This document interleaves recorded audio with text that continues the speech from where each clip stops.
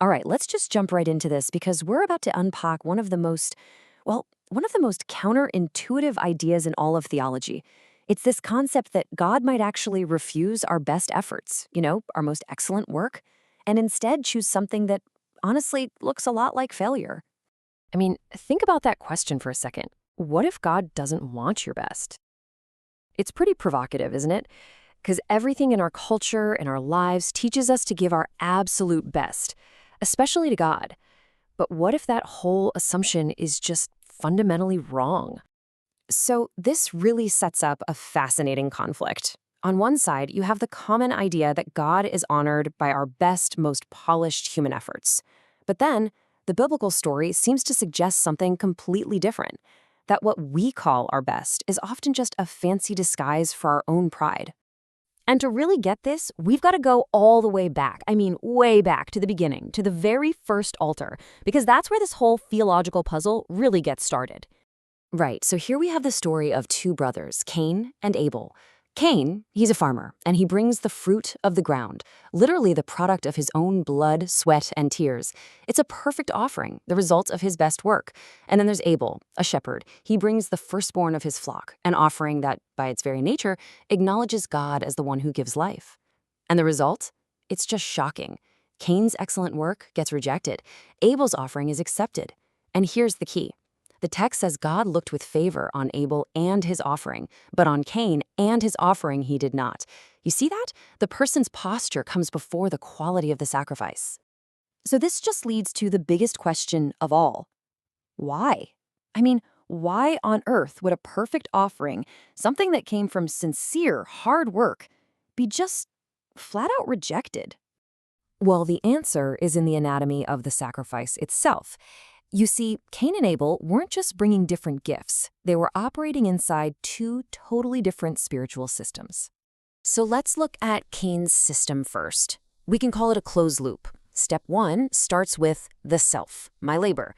That then leads to step 2, my excellence. And where does that point? Right back to step 3, my glory.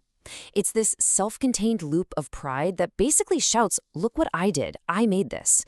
It starts with the self and it ends with the self. Now let's contrast that with Abel's open loop. This is just brilliant.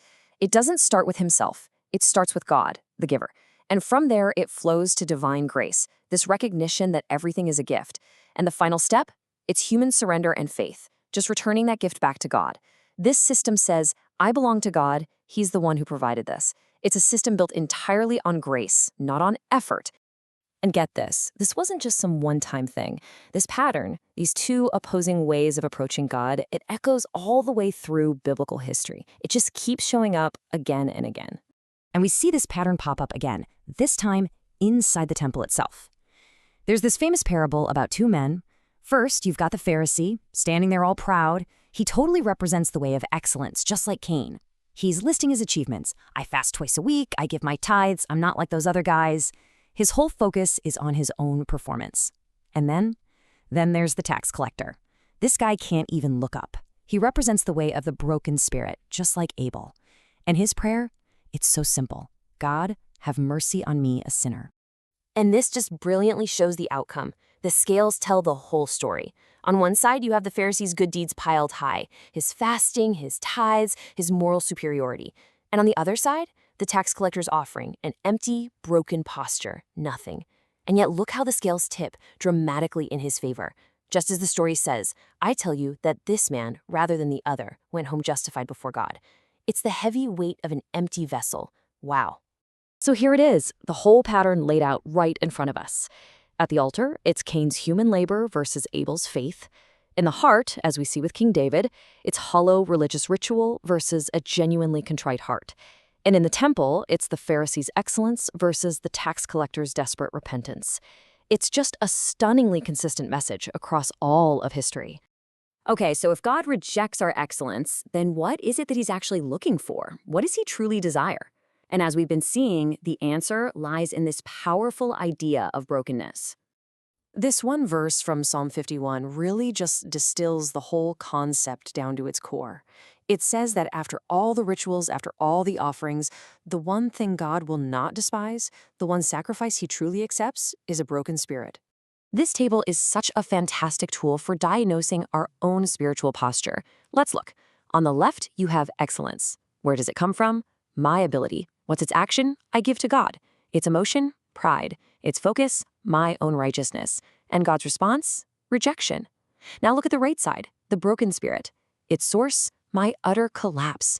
Its action? I surrender myself to God. Its emotion is desperation. Its focus? God's unmerited grace. And the divine response? Acceptance. I mean, the contrast could not be more clear. So let's define it. What exactly is a broken spirit? Well, it's the polar opposite of human excellence. It's that moment of realization, that kind of aha moment of total collapse where you finally get it. I can do nothing. I am nothing without God. And it's only in that collapse, in that emptiness, that there's finally enough room for grace to come rushing in. I absolutely love this visual. The trap of the proud is this perfect, sealed box. It's so full of its own stuff, its own achievements, that its hands are too full to receive anything else. But the power of the broken, that's a shattered vessel. It has nothing left. It has nothing to offer. And in its absolute emptiness, it's finally forced to cling to a righteousness that isn't its own. See, only a broken vessel can actually be filled. Okay, so this is where this big theological idea gets really, really personal. How do we start to evaluate our own posture, our own worship, when we think about all this? This slide gives us some great diagnostic questions to ask ourselves. The danger signal side, that points to pride and being satisfied with our own performance. Are we focused on how good we are? But then, the posture of grace side points to dependence and mercy. Is our focus on how good He is and just how much we desperately need Him? These questions, man, they really cut right to the heart of it all.